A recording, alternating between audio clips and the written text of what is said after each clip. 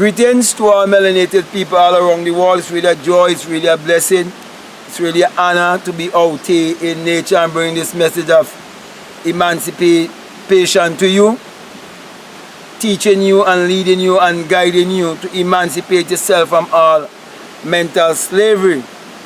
And to accept the fact that the Bible addresses the human mind and must be interpreted psychologically, that the Bible is not literal, neither is it secular history. So with that being said, I want to speak to you concerning living a more meaningful life. In order for anyone to live a more meaningful life, they have to first ask themselves the question, which is basically the universal question of life. And that question is, who am I? And when you read in the Bible, in Exodus chapter 3, you're reading of one who has come to a place whereby they wanted their life to be of more valuable, or be of more value, and more meaning. And they wanted to live a more meaningful life. And they asked themselves the question, which is saying, we who've been born from down below will ask ourselves that question, because Moses meant to draw out from, to be born. And we all, when we're inside our mother's womb, we're in the water, in the basket, and we have to be drawn out. And that is why we will ask ourselves the question, who am I? And when the answer comes, it must be, I am. I am that I am. I am whatever I believe myself to be, as a man thinketh in his heart, so is he. And you can never say I am and not referring to yourself. And the good book says that be still and know that I am God. So basically, it is only when you come to know your true self, you could be of true value, or your life could be of true value and meaning in this world.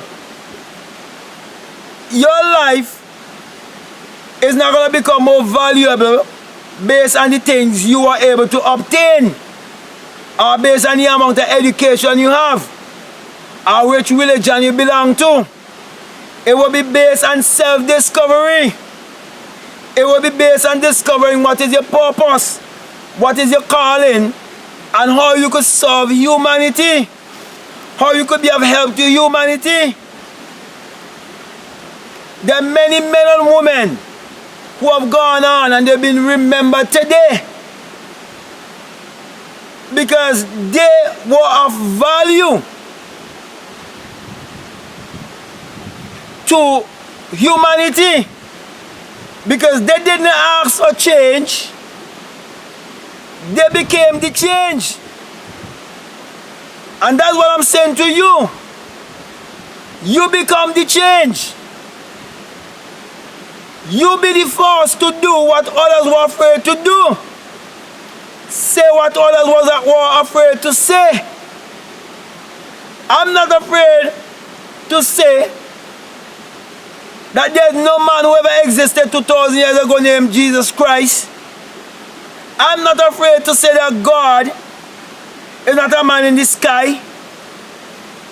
I'm not afraid to say that Jesus Christ, our God, is your own human imagination, the creator in man.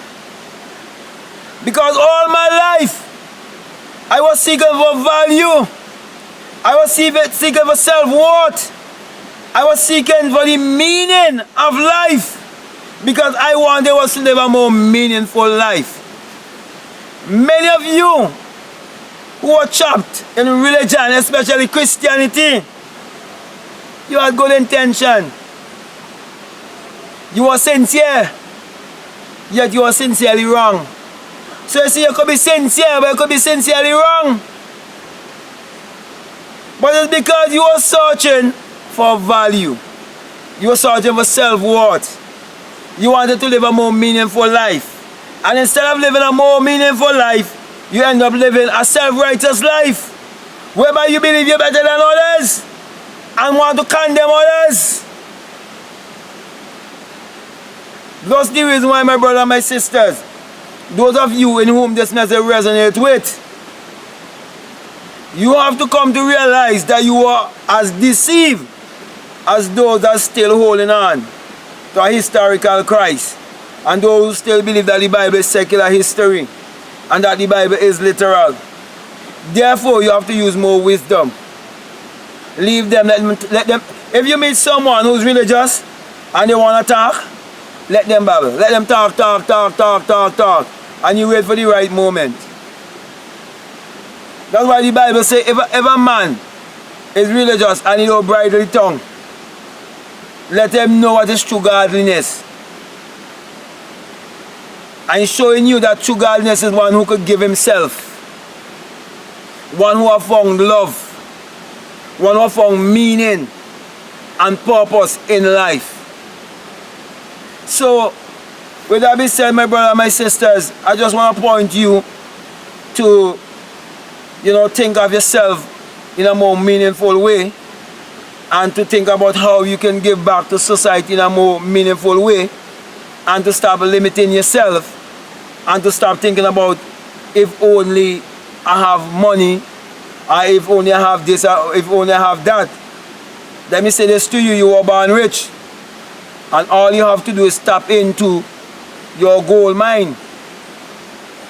And I've been giving you the key, which is telling you to go to bed more consciously and awake more consciously. Know what you want. Have a goal.